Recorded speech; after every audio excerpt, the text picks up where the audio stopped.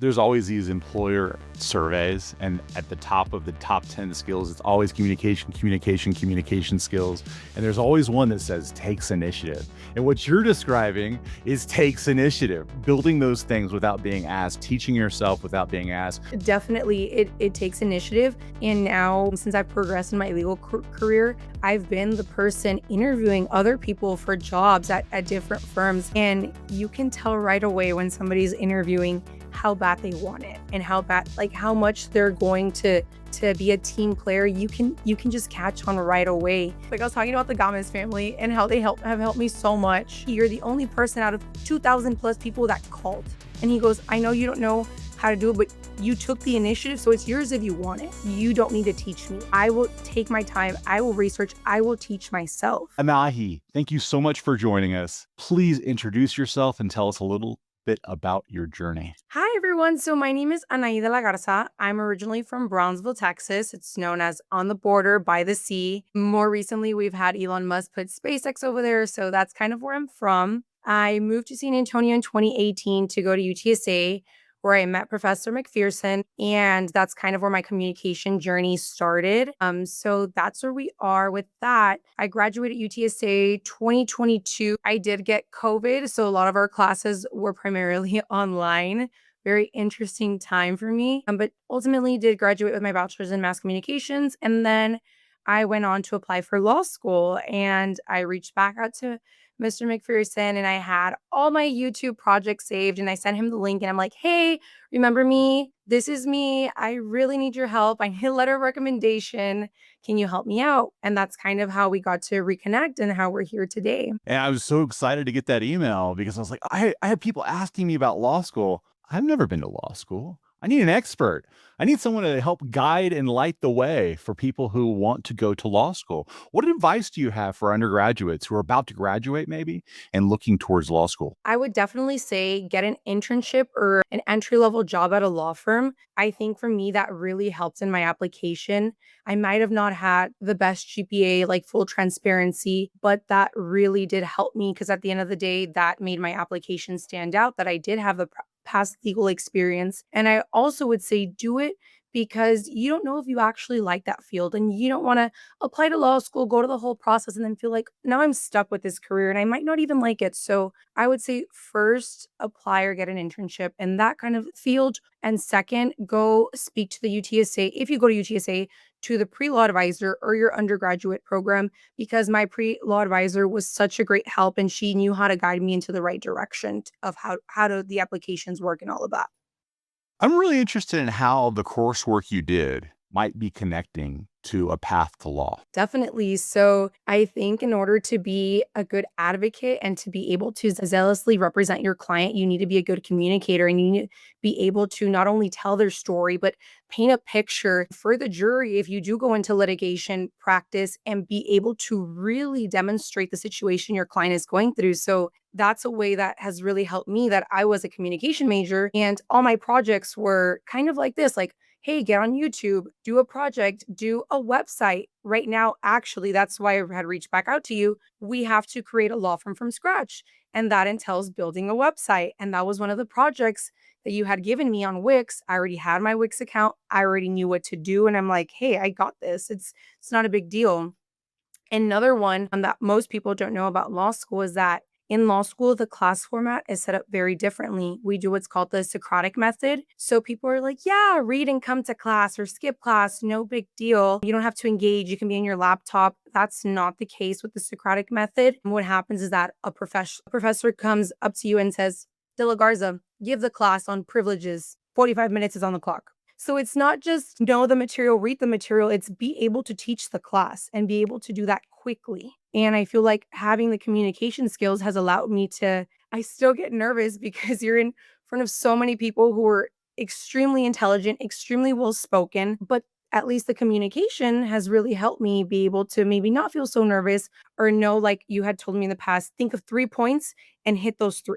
And so that has really helped me transition for law school overall. And even in my professional career, speaking to my supervisors that are attorneys already and knowing how to present yourself professionally. And because for the projects that you would give me and other professors as well, it was like, okay, well, you're going to give a presentation, iron your clothes, come with a blazer. So a lot of things in the communication field have really helped me for this. And you mentioned being prepared to teach. This is directly related to our discipline because we have Aristotle, who is often quoted saying the highest form of understanding is being able to teach it. So in order to have the highest form of understanding of the law principles that you're being taught, you have to be prepared to teach those principles, which I think is a wonderful connection to the communication field. No, definitely it is. For final exam period, I'll talk a little bit more about finals. Final exam period is very stressful for law school, and you'll see memes and stuff like pray for your fellow law student friends, because how it's structured is that I know in undergrad something that's different is we have a lot of tests, quizzes, homeworks.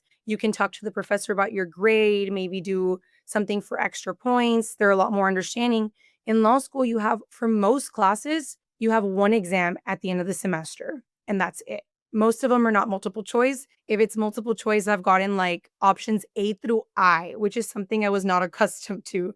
That's not helpful at all. And it's all essay format. So, what I do to study for finals is that I get a whiteboard out and I FaceTime all my family members and I'm like, can I please use you for 1 hour? And if I'm able to teach them that the subject that I'm learning, I'm like, okay, I can move on to the next part. So yes, definitely being able to teach is something that's so important, because if you know how to teach the material, you already learned it. Absolutely. And you mentioned also the website and creating your own business communication platform. Can you go a little bit more in depth to how that differs from what we were doing in our communication classes? Yes. So I think the assignment that you had given us in the past was to create a website. And I think it was like kind of open, like you could do a business of any sort. And during this time, it was COVID. And I did a little side hustle during COVID because I was furloughed from my legal position. So I was like, what am I supposed to do now? And I started selling accessories online.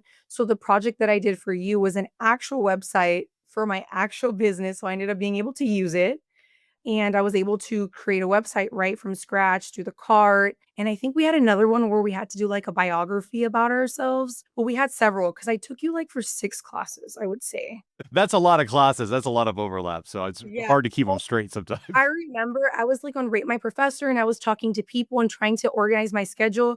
And I said to myself, I really enjoyed his classes. I'm just going to take him for all the classes he offers. I That's what love I'm. that. It's wonderful to hear. And your kind of communication task now is to try to market yourself as what kind of law did you want to practice? And is that what you're building your new site for? So my new site is for personal injury. I'm in San Antonio. I'm out of San Antonio still, and personal injury is huge in San Antonio. That is just where the money is at right now. But like I said in my YouTube videos in the past, my dream has always been to be an immigration attorney, and that's something that's huge right now, huge topic. And I actually just got accepted to the immigration clinic at St. Mitt's, where I will get my student bar card in January and I'll get to represent real clients alone at the courthouse, and I'll have my own docket. So that's something I'm really excited for. So personal injury is the website, but I'm still leaning towards immigration. Can you do both? Oh, definitely. So with law, it's great because you can literally practice anything you want. It's not like medicine where you have to choose like dermatology, or I'm a surgeon, or I'm a PCP. So law, I can do anything that I want to, just that of course you have to teach yourself how to do it or intern, that kind of thing. And right now my strong area is personal injury and immigration, but I learned a lot more over the summer about personal injury. Excellent. And personal injury might help pay the bills better than immigration. I'm just kind of assuming. Definitely. So very different fee format. I'm sure we've all seen the billboards like you don't pay us unless we win, and it's a percentage of the case. And where immigration, it's I have to charge these people a fee. A lot of the times these people don't even have like permission to work in the US. So it's just really hard to charge these people. So that's where like I don't know if I want to do immigration or personal injury, or eventually maybe do personal injury and take some cases pro bono immigration on the side. Yeah, that sounds like the best model because then your personal injury work is subsidizing your passion project, which, is a huge part of personal branding for a lot of people, of podcasting for a lot of people, and of public relations too. How have you seen public relations working in this business? In law, I would say Everything is public relations. If you don't know how to market to your client and how to speak to them and how to engage in them, it doesn't matter if you have a law license. I've always said, if you can't get the client in the door and get them to sign that contract, your law license is just no good, right? You need to be able to be compassionate with your clients and make them feel safe and build the rapport necessary. I know in personal injury, for example, it's not just lawyers that play a big part in the case. It's all the doctors that you have to go see after you're injured that we have to build a relationship with. There's marketing, like we don't have that I work with, we don't have an in-house marketing person. We have somebody that we outsource.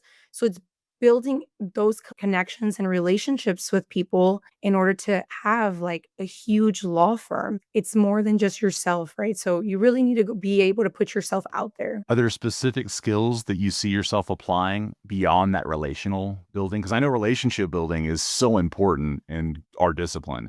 And it's at the core of so many things that we do where we build trust and we build that kind of teamwork in a lot of ways, even with people who aren't even on your team, right? I wonder what other kinds of pieces of the puzzle students who are aspiring to go to law school can really bank on as they maybe write their entrance exams. Definitely. I would say social media and marketing have been a huge one.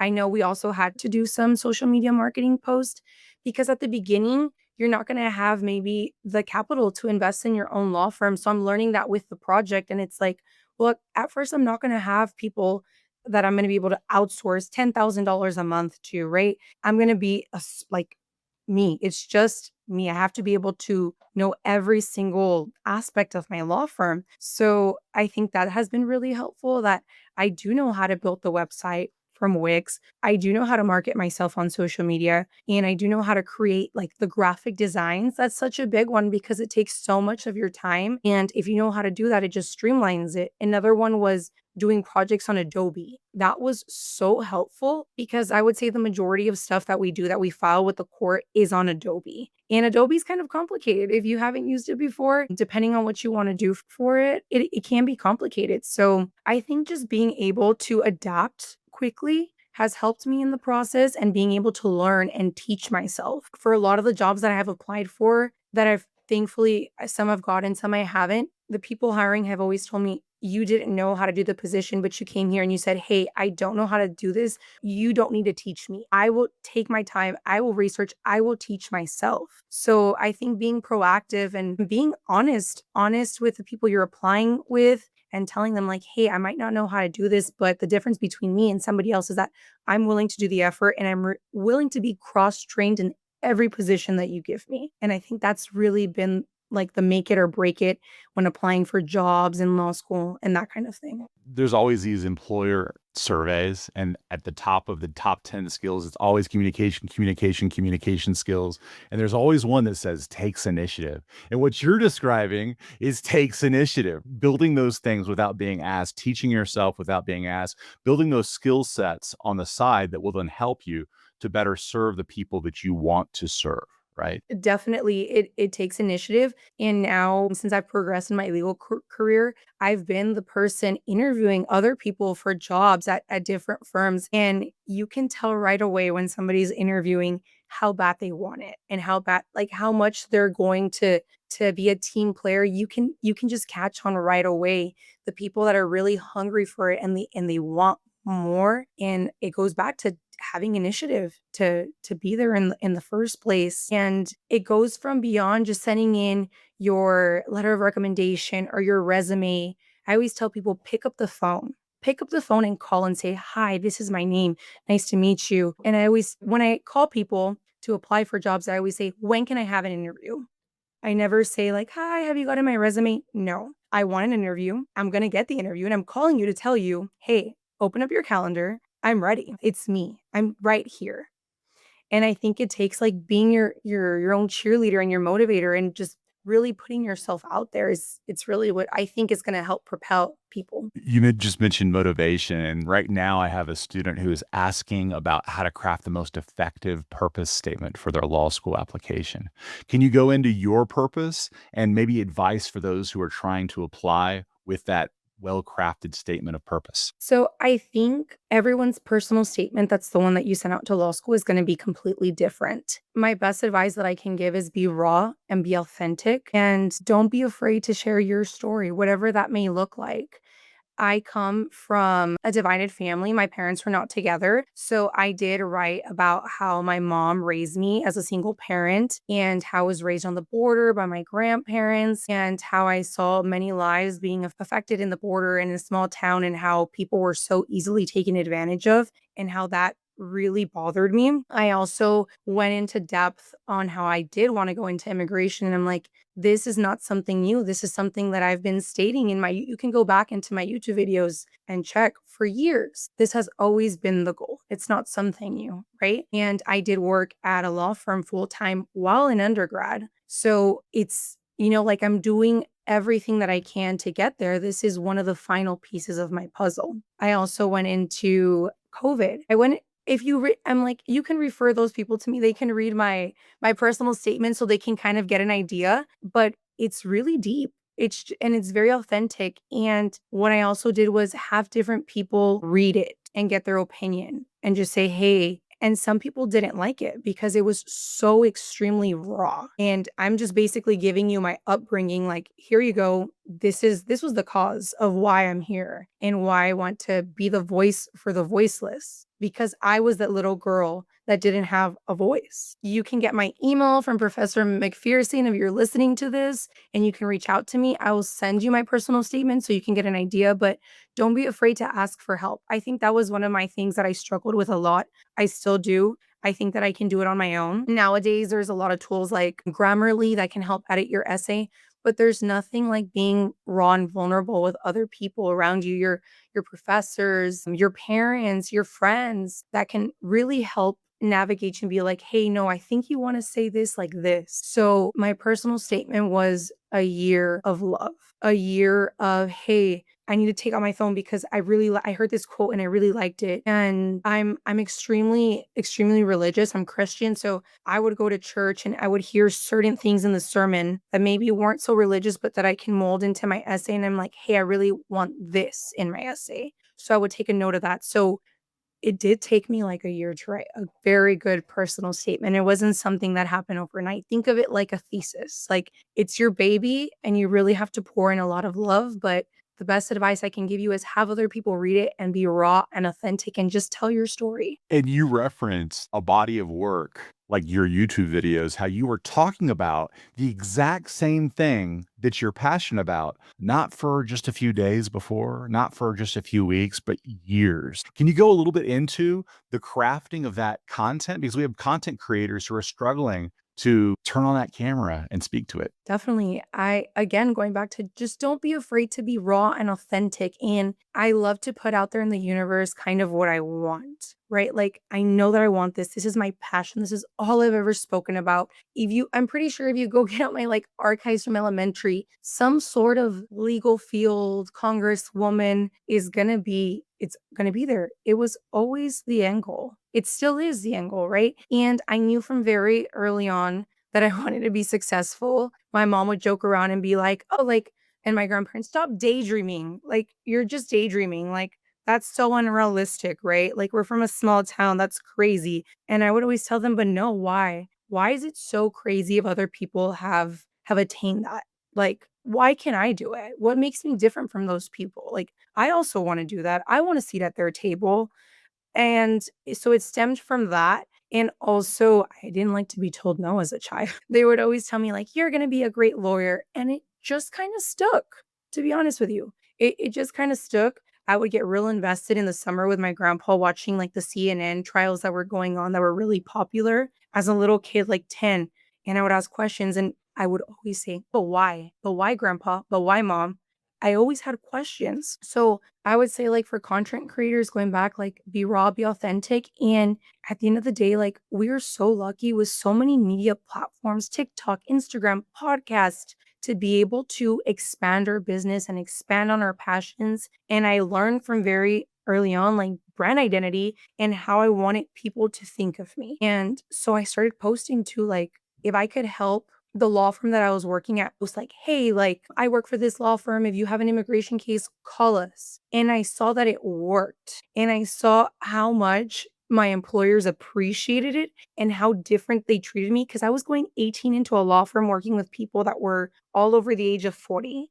And I was a newbie, and they're like, "What is this girl doing here?" And I had my mentor. It's actually her birthday. Shout out Vanessa Turney. She's also in marketing, by the way. She told me you have to bring something to the table in every business. If you want them to take you seriously, you are a young girl, you're a Latina, you need to bring something to the table. And I'm like, hey, I can bring my social media presence to every job that I'm at. So every job that I was at or I've been at, I've posted for, I've gotten them the referral clients. And now I'm like, hey, in return, this has helped me too because it's shown them that, hey, I can bring something to the table, bring the client, and I bring the client already ready. They don't need to sell them a contract. They're ready to close that deal, right?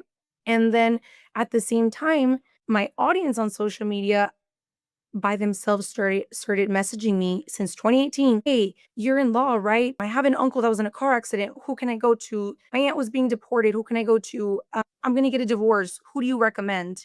And I've built that trust with my audience from then to now that people already start to think of me like, hey, Anahi's interested in law. She works in law. Now, oh, now she's in law school. Who do you work with now? That I've been able to bring that audience to me, where my hopes is that when I finish, I might not have to work for anybody anymore because I already have that targeted audience being built from the very beginning. It's a years and years of work that has been poured into this. I've always said it's just a work of love, of something I really love. And those kinds of relationships from social media, that's trust too.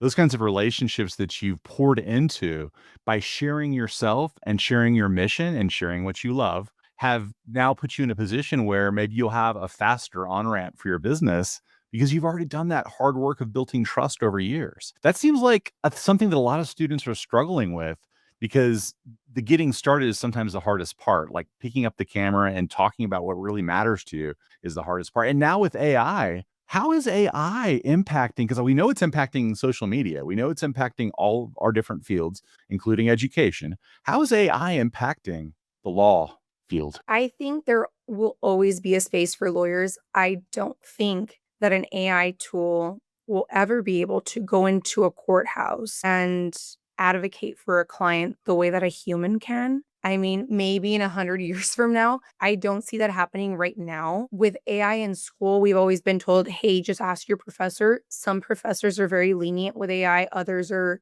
completely shut down to the idea of it. And then we were also told at work, depending on the attorney you're working on, some do want you to use AI and some don't. So I would just say it's going to depend on who you're working with. Can AI do a lot of the stuff? Yes, it can. But at the same time, we have to make sure that a lot of stuff stays private. So when I'm drafting a lawsuit, I can't be like, "Hey AI, this is my client's social security number. Add it to the lawsuit," right? So maybe it can craft a template for me, but the good chunk of it, I have to go in and insert because I also can't be putting case facts and stuff like that where I can leak my client's information. So I have to be very careful about that with work. So it really just depends. In law school, for the professor, it's called law practice management for that class. He's all team AI. He's like, if you can have AI help build a client avatar and give you the demographics and that kind of stuff, you can use it for that. He really is big on not respinning the wheel. And he's like, if you can have AI do it, I want you to do it like if you were actually opening up your law firm, what would you do? Would you get like a contract template from it and then read it? So for that project, I am using a lot of AI. For other classes, there's really no point for me to use AI because I have one exam at the end of the year and that's my whole grade and it's timed and it's also anonymously graded. So I can't even go to my professor and be like, hey, you know me, we don't know. We get a special code for our exams. So if you had a closed system where you could enter in more information, it might be more useful. Is that what I'm hearing? Definitely. So I think they've already started building these, and I think some firms have them where you pay for like the client's information to be protected. It's just hasn't expanded that much like into the industry yet. So The firm that I work for is a lot more traditional. They're very reserved. They don't want to use AI, but we definitely do use a lot of templates. A lot of firms use templates like, hey, I've already done this, just go in and switch the information. What are the most popular tools you're using, not just for AI? Obviously, we want to know what is useful there. Is it ChatGPT? Is it Claude? Is it Gemini? But other tools too that you think students should be playing with now, like Canva, Adobe Express, the Adobe Creative Cloud. Like, what are the tools, including AI, that you think students should be exploring? So Canva's a huge one, especially like I said, make yourself more useful. So maybe there's not an in-house marketing person, but on Canva, you can create 10 little snippets that your boss can use on their website and just be like, hey, I created these. Like maybe we could put them on the Instagram.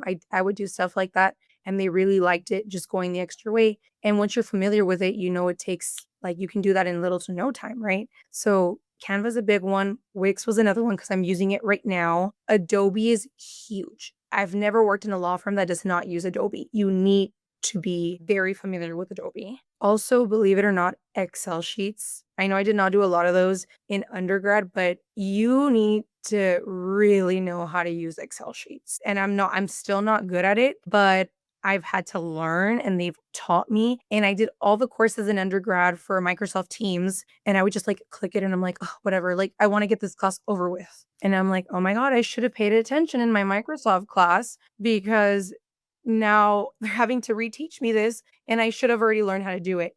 And I will say, don't put on your resume if you're an expert in Microsoft if you don't really know how to use Excel and PowerPoint and all those things to the full capabilities, because then they're like, hey, we needed an Excel person. And now you don't even know how to use Excel.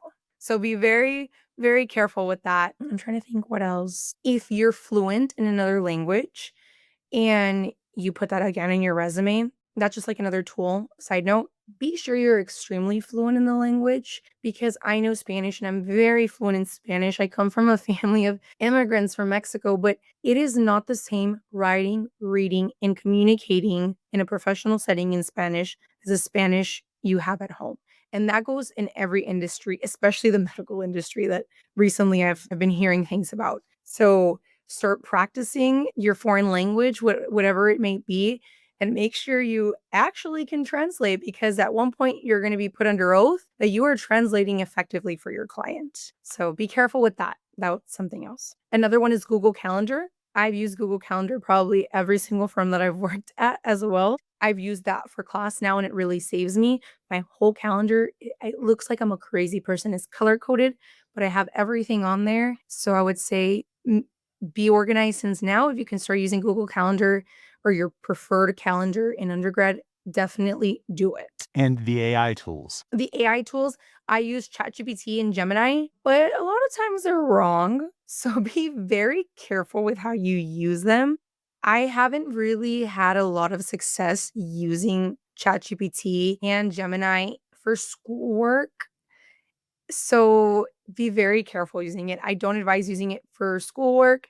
In the project that I'm doing right now, where I do have to build a law firm from scratch, it's been very good for templates, but it's just very surface level. So if you want to use it for a template, that's fine, but you really do have to supplement the information that it's giving you. I have had to do some cool things for me where I'm like, hey, give me a graphic design of this. No, change this. In that kind of sense, it's helped me. But for schoolwork where you have to write like an essay, that kind of stuff, I don't think it's been that helpful for me personally. Maybe for study guides where I'm like, give me flashcards, that kind of sense. I've seen where it's very helpful for those kinds of study tools and also like the deep research function. Have you explored with that at all? Where it's going and doing a little bit better job of critical thinking. And obviously it's not as critical as a human being yet, but we're getting close. We're getting pretty close. I have asked it like, hey, pretend you're my professor. This is kind of his teaching style. I'll upload, like, this is a past exam of him because some professors will give you a past exam. Create a test for me and I'll use that.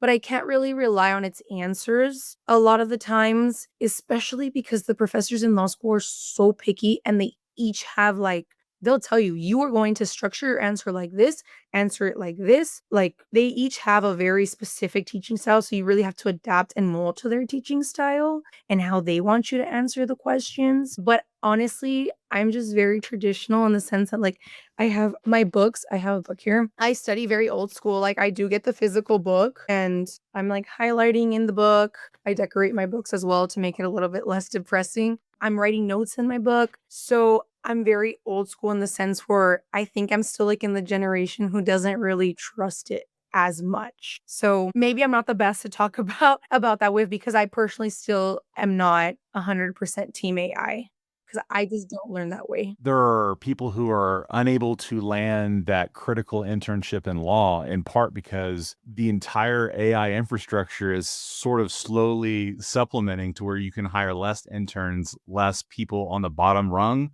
who will then go to law school. So, how do you see that impacting? Because I know that people are worried that that bottom rung of the career ladder, not just in law school, but for everything, has really suffered. And there's a lot of people who are graduating who are facing a tougher labor market because of what AI can do. I think that it's important that you sell yourself in a way like when you're sending out your resume or you're interviewing, going back to being cross trained, like, hey, I just can't do this. I can also do this and this and this and this and this and this. So it's important to have kind of more than one thing going for you. I'm just not the person that I can answer the phone. At the same time, I can do your marketing for you. At the same time, I can do the mail for you at the same time. Get me a headset. I would literally, this was my first job. I would answer all the calls. I would filter out if we're going to take the client or not, schedule them for an appointment. I was doing the mail. I was doing the coffee.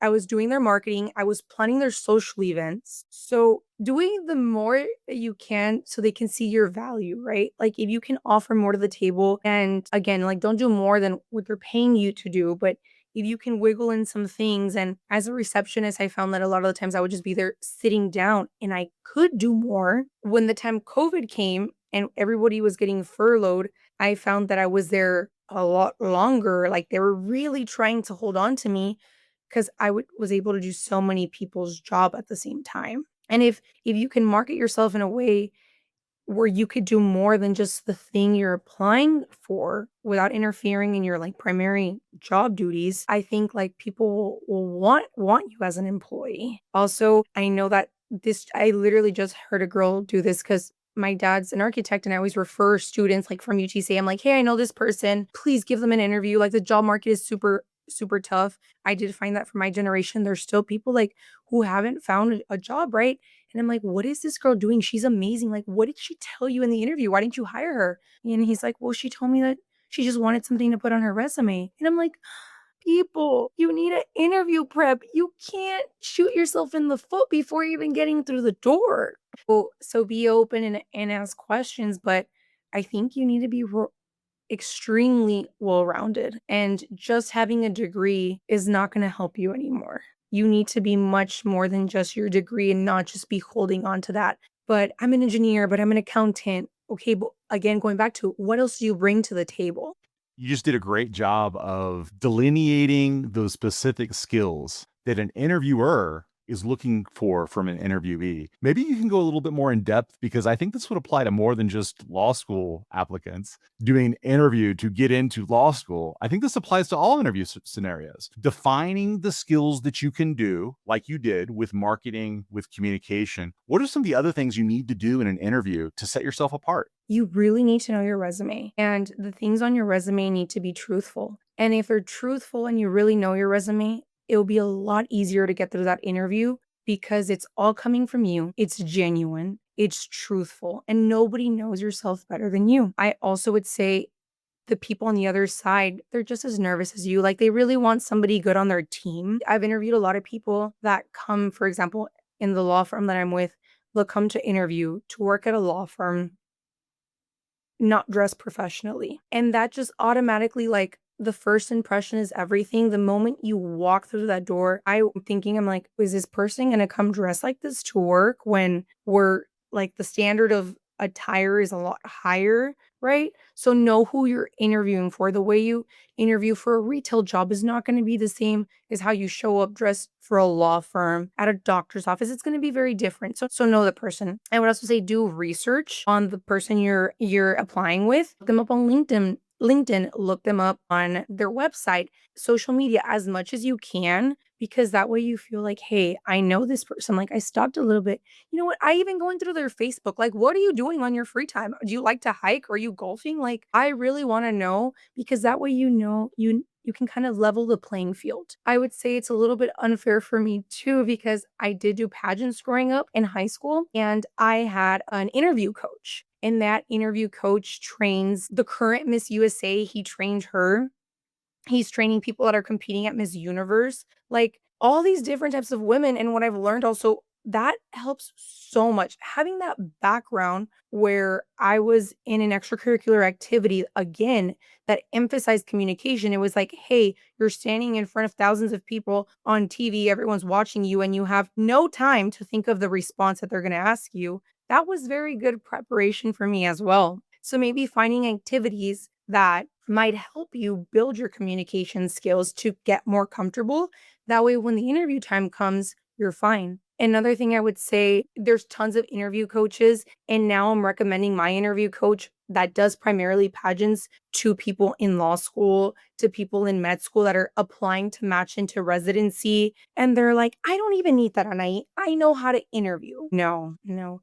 The person you see here today speaking is a very different person than than like the Anahi in 2015 that was freaking out and was like, "Hi, my name is Anahi," and I didn't know how to sell myself or speak or carry a conversation, and I would freak out stepping into an interview room. My coach's name is Jimmy Lee, and he's with A Queen's Conversation. That's just personally the one that's worked for me, but there's tons out there. I've worked with a lot that are amazing. And I would say invest in an interview coach if you can. And another thing is not just with them, like practice interviewing. I know you would always say, like, get in front of the mirror and just speak and tell yourself 3 positive affirmations. My interview coach had me do that as well. So it's tips that not only you're giving in your class, like I saw that as well in that industry as well, in the pageant industry. And there's little things you can do, like I would have my mom, my grandma, my grandpa at the time, my dad, like all sit in front of me and just ask me questions and pepper me nonstop. And then I would have my dad in the car and be like, "Why do you want to be the next Miss USA?" And I would stop and he's like, "Nope, you can't stop on stage. You already lost." Right.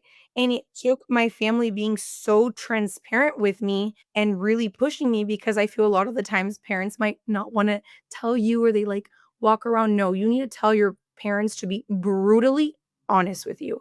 And I've always told the people around me, don't sugarcoat stuff for me. This is really my end goal. Please be supportive and have the respect for me to tell me the truth because I want to succeed. So if I'm doing something wrong, please tell me. So you need to practice for your interview. And if you think you're ready to just walk in there, it's going to be a hard reality check. Hard reality check because you really do need to practice. You can't just get your resume and walk in there.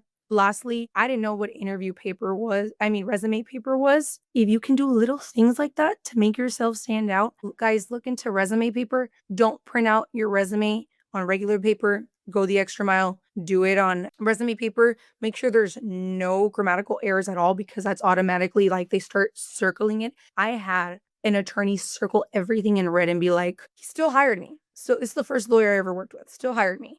He was like, don't ever do this again. And then have a lot of copies for your resume. Take a notebook and a pencil so you could take notes as well. And have enough resumes to give out to all the people that are interviewing you and take them professionally. And it doesn't have to be anything fancy. It could be a manila folder, but as many things as you can do to make yourself stand out from everybody else. Another thing about interviews is call. I applied for a job on Indeed. I think it said like over 2,000 people had applied on the little thing. And I told my grandma, I'm not going to get it. I'm not qualified for this. I don't even know how to do this type of legal work. And she goes, just call. The firm is called in California, it's called Jacobs and Dodds. And I called and I'm like, hi, my name is Anahi. I'm calling to see when I can have an interview. And he goes, hi, this is Paul Jacobs from Jacobs and Dodds. Like, I'm actually like the managing partner and owner and CEO. Like, the receptionist went to the restroom and he goes, it's about this position. And I go, yes, yes, sir. He goes, can you do an interview right now on the phone? Like, you have to be ready, right? Like, you don't know who's on the other end of the phone. And he goes, you just got lucky. You're the only person out of 2,000 plus people that called. And he goes, I know you don't know how to do it, but you took the initiative. So it's yours if you want it. And that's how I got that job. So you need to do as much as you can. I love that story. It's so inspiring to think of what that little extra step could mean for the person who is applying. I Are there other resources that you recommend? You've already given us, and I'm sure you'll share the link so I can share it in the description of this video for your interview coach. Are there other resources or places that you would recommend going to for people who are trying to prepare themselves for such a tight labor market? I would say find a mentor. My mentor for me has been literally the greatest gift like on earth. And it just happened so randomly how I met her and how she tied me into the network. She actually produces Super Bowl commercials for attorneys and she goes, "Oh, you need a job? I got you a job." But she did tell me, "I'm going to give you a seat at the table. I'm not going to tell them what you're doing or who you are, but I'm going to invite you to dinner with us and it's going to be your job to sell yourself." So, finding a mentor that's very honest, that pushes you, I would say is just like the biggest thing. Also, depending on your area, I know we're talking about law because I'm in law school, is go to the law schools to tour if you can that you're interested in because I didn't know this until I was already in. The person giving me the tour was on the selection committee and was one of the people deciding if I got in or not. So that could be a huge thing, right? I don't know how all schools work, but I know for St. Mary's, they just so happen they do different people that do the tours. He was on the panel and he's one of the people that chooses like if you get in or not in the admissions committee. And thankfully, I went in a blazer and slacks. I asked lots of questions and I was able to build like a good connection with him because I've always said I can sell myself a lot better in person than I can on paper. Look for this is for everyone. Look for networking events in your area for your specific field. I know in San Antonio we have like the young San Antonio's Young Lawyer Association and reach out to people on the board for that. The Texas Bar Association, the San Antonio Bar Association, reach out to those people because you never know who knows somebody who can write you a very good letter of recommendation as well and start really putting yourself out there. And I would say dive into the industry that you're passionate about, whether that's architecture or engineering or business, like whatever your passion is, dive into that industry and see who you can get connected with here in San Antonio. Because I would say the majority of people getting jobs right now that I see, it's all by word of mouth. Like no one's getting jobs applying online anymore. It's all about who you know. So I would say really foster relationships with the people in those fields and be nice to everyone because I've worked with people that are now in law school with me that were never interested in going to law school and now we're colleagues and vice versa. Like it goes all around. Be nice to people and build your network as early on as possible and start something that I didn't do right away was start applying to internships probably that were a little bit more advanced in undergrad since I already had I'm like, oh, I already work at a law firm. Like I'm a receptionist, right? Which is a great entry level position, but I think I could have definitely pushed myself more and used like the resources at school. I'm pretty sure UTSA has it, St. Mary's has it, where you can apply for internships on there and do it. Do it early on. My roommates, for example, I live with a couple. They're both in cybersecurity and IT. They both have the exact same job from UTSA, took the exact same classes. Their GPAs are around the same. The one that has a job right now and got it right after was because he did an internship at UTSA and like under those things that you can apply, the career fairs, and he stayed with them right now. Like he's been there for a couple years now, 6, 7 years, and she's still struggling to get a position to the level that he's at. And the difference is that he started since undergrad. And I know sometimes in undergrad, I can say this for myself, you get lazy, you're having fun, you're in a new town, you want to socialize, you want to do everything.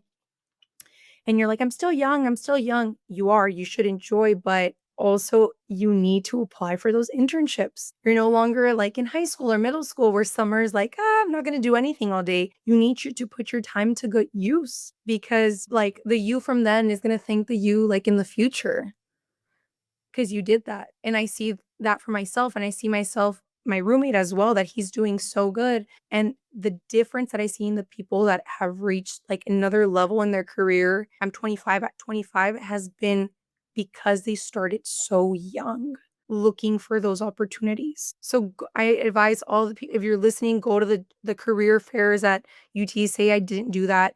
Get yourself out there because those are the people that really want to hire this new generation of professionals that are about to graduate. They're literally telling you, "Hey, I'm here, my table, my merch, I want you." You need to go towards them as well because those are the people that want to hire you. So it all goes back again to building a rapport and having connections and putting yourself out there. And it takes initiative.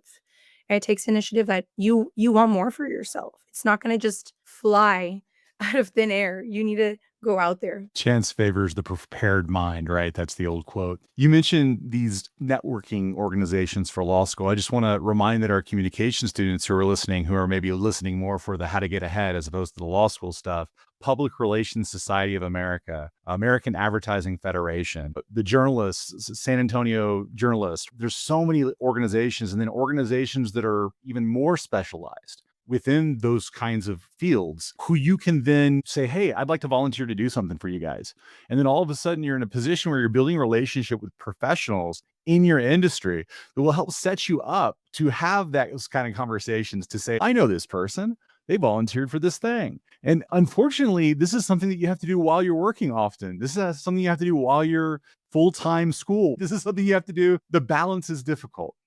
It's very difficult, but it's so worth it. I was in undergrad full time while working full time while in a pandemic, and I was able to handle it, and it made me a lot stronger of a person today because of it. And I think you just need to push yourself to do more. Like, we're so much more capable than we think we are. You have so much time. There's time for everything, right? Like, I'm still working part time on the side while I'm in law school. You're not supposed to. I'm in law school full time. I still make it a point to go to the gym.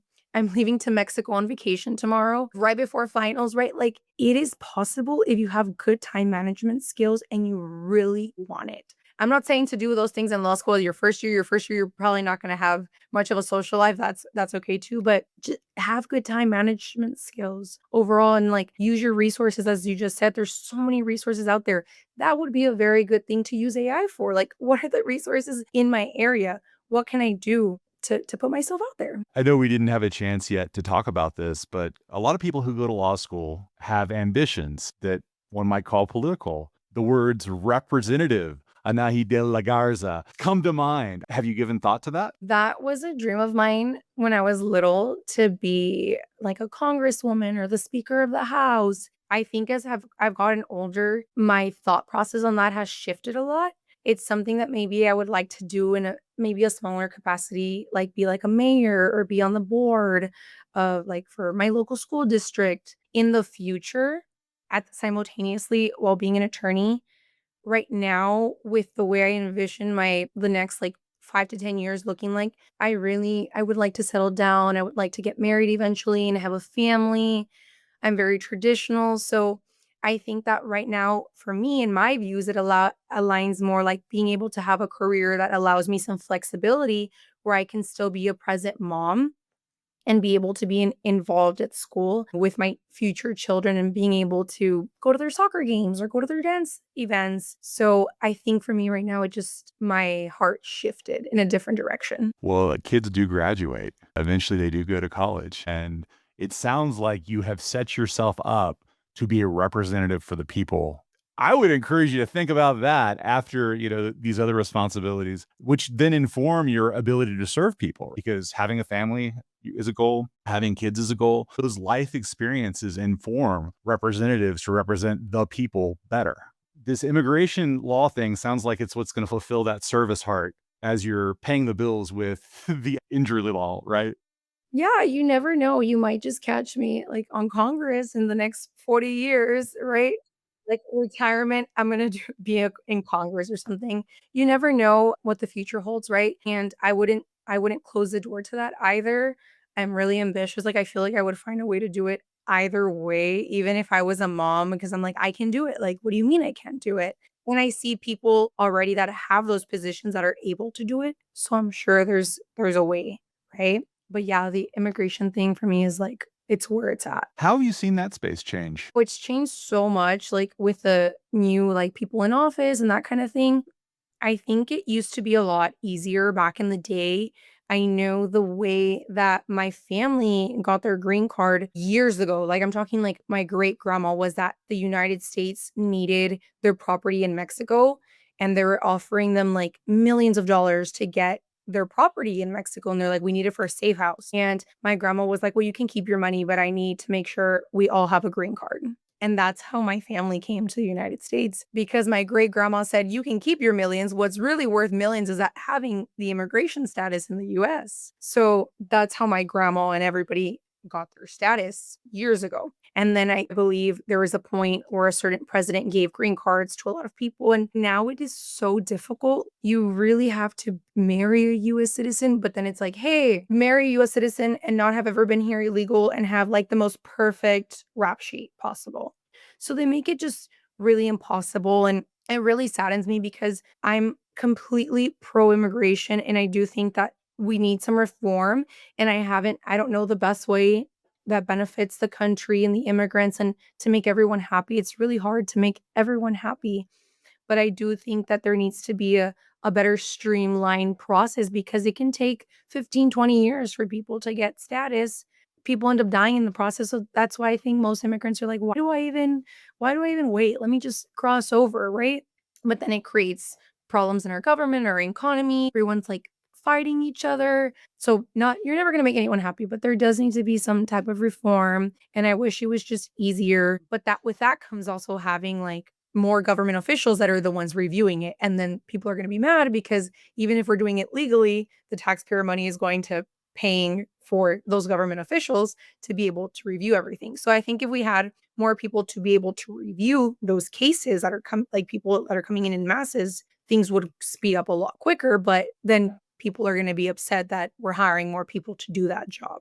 One thing that I wanted to make sure I gave you space to do, you're at that dinner party. You've been put on the spot. Who are you? Give us that kind of elevator pitch that you might do in the more casual setting. I think it just depends like on the circumstances. Like, I was at a steakhouse here and I didn't even know who I was going to meet. Like she didn't tell me the name of the people that I was going to meet, the type of law they did, who they were. I had no clue. I was clueless. She just said, "Come cocktail attire and come ready to have dinner. Cancel all your plans." And I got there and I'm like, "Well, everyone's like way older than me and I don't know anyone." Just started talking to the person next to me and I'm like, "And what field are you in?" "Oh, you're an attorney." "Oh, hey, I want to go to law school." So it was more just of a conversation. It wasn't even a pitch. And then at the time I had just started doing freelance paralegal work. And I'm like, "Hey, I do freelance paralegal work. Like, if you ever need anything, here's my number. I would love to work with you in the future. Maybe we could do like a one-on-one lunch in the future." And then he goes, "Hey, Joseph, what? Don't we need someone to do this?" And he's like, "Yeah." And he goes, "Talk to her." Like, so then the whole table started talking. It was like almost all the attorneys that work for the firm at the table. I just wasn't aware of it, of who I was even in front of. So I would say in that sense, it just happened a lot more naturally and it was a conversation. But it was important to point out that I said, "Hey, my name is Anahi de la Garza, freelance paralegal work. If you need anything, call me." Simple as that. And it started the conversation. And I had a job the next day. Important to point out too that with my mentor, I was being very vulnerable with her and I was telling her, "Hey, I just started this endeavor. I'm doing freelance paralegal work all across the United States. And I'm really struggling. I'm really struggling. I'm going to be super transparent. I made for the entire month, I cleared $700. I couldn't pay my rent. I couldn't pay my phone. I couldn't pay anything. I got to the point where I'm like selling clothes, shoes, bags. I'll just do whatever needs to be done to pay the bills." And thankfully, I have a very supportive family, but I'm very like independent to the point where I am not going to tell my parents that my I don't want to work an 8 to 5 gig has failed me, because that was the whole point.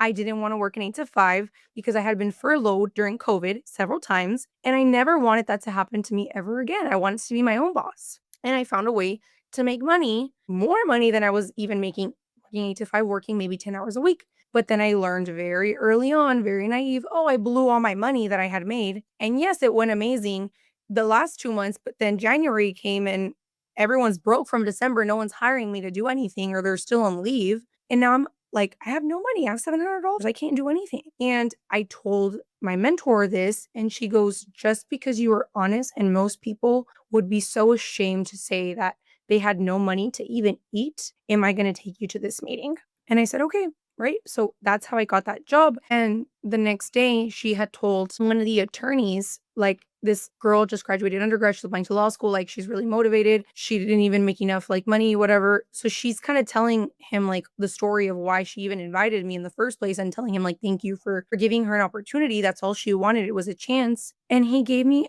a $3,000 bonus, and he said, "Go pay your bills." And he says, "If she's bringing you to this table, I know this is gonna be nothing. This investment is nothing compared to the amount of work you're gonna produce for me because I trust, like, my colleague so much, and she has such a good reputation in this industry and in San Antonio that if she's vouching for you, her word means everything to me." And I was able to pay my bills, and he also said, "I don't want you struggling while working for me because then you're not gonna perform well." And I've been working for him ever since. An amazing family. I'm gonna give him a shout out. It's the Gomez Law family. They do personal injury here in San Antonio. They're off of 410.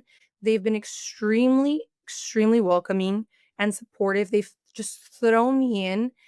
Recently, no, when I first started school, I walked in and I still didn't know, like, the caliber of, like, this law firm, that they have a lot of billboards and they're very well known here in San Antonio. It still didn't click, and I walked into school and I saw Mr. Gomez. I saw his photo in the library, and I'm like, "Oh my god, his photo's in the library," like, a huge picture dedicated to him. Like, and it hadn't even clicked, right? And he wrote me my letter of recommendation as well personally. And I built a very good relationship with that family, and I still do contract paralegal work for them. Just a note for the people listening, that's when you're not on payroll and they just kind of you invoice them for the work that they send you. And I found that for me, that's just my preferred method of working. And I'm just more successful in that sense. And I feel like I've made a better living that way. I produce better work that way. And I can work from home on my laptop on my time, invoice the hours that I need. And that's just kind of where I'm at right now in my career.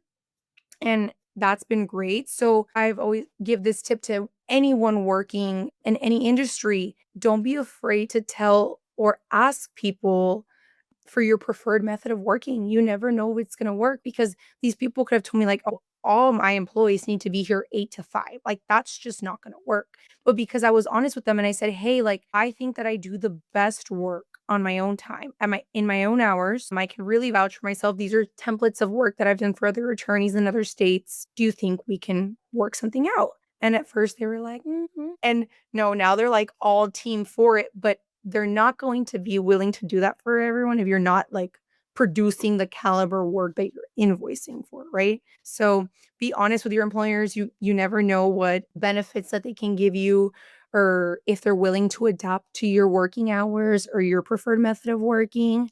I know this is for architecture. I know architecture is huge in UTSA. My dad works at a architecture firm here at the Pearl, and Wait, which one?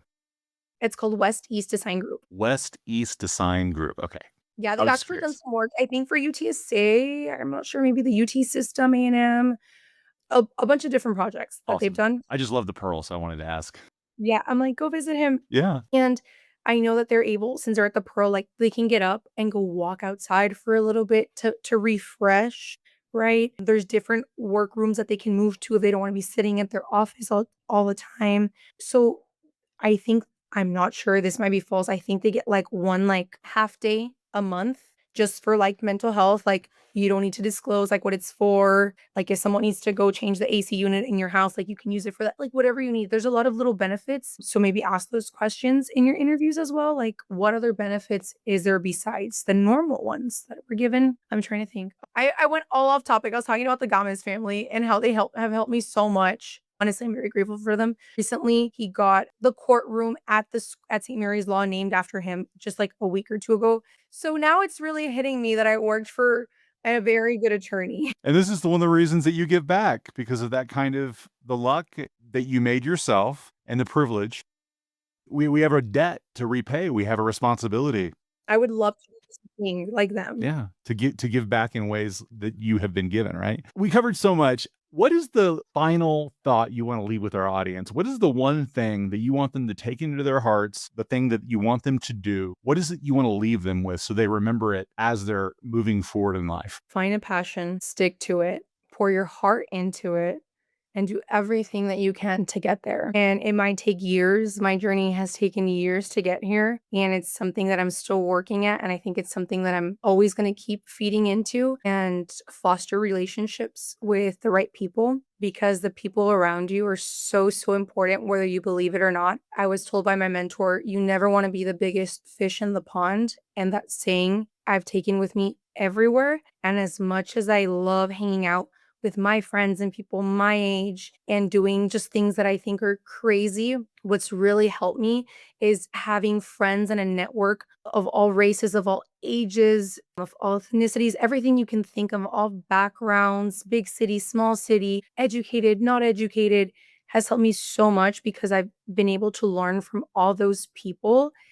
And being the biggest fish in the pond just means, like, you never wanna be the person, like, doing the best at the table. You always wanna be able to learn from other people that are doing what you wanna do or other things that can possibly help you in the future. So never be the biggest fish in the pond in your friend circle and always want more for yourself. I think that's so beautifully said. Where can people find you online? What are your handles or social presences? Yeah, so my Instagram is Anahi de la Garza _. I also have LinkedIn and Facebook, Anahi de la Garza. And then my email is anahi0212@gmail.com. And you can always like email me, DM me, and I can get back at you if you have any questions. I always tell people, if you're interested in a certain job or in a certain career area, let me know if you're looking for a job, because then I'll have you like on the back burner, like, hey, this person was really interested in getting into grad school for communications or in law school, medical school, architecture. Like, hey, let me connect you with my dad. My dad's hiring. You still need a job.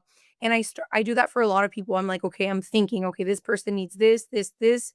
And when the opportunity arises, I always make sure to put those people's names at the tables that wouldn't be there otherwise if they hadn't told me. But it takes that honesty and being like, hey, I'm really looking for this. So another tip, tell people if you're looking for a job, what you're looking in, so that that person can remember, hey, she told me she needed this, and it'll strike up the conversation. Another great piece of advice to end on.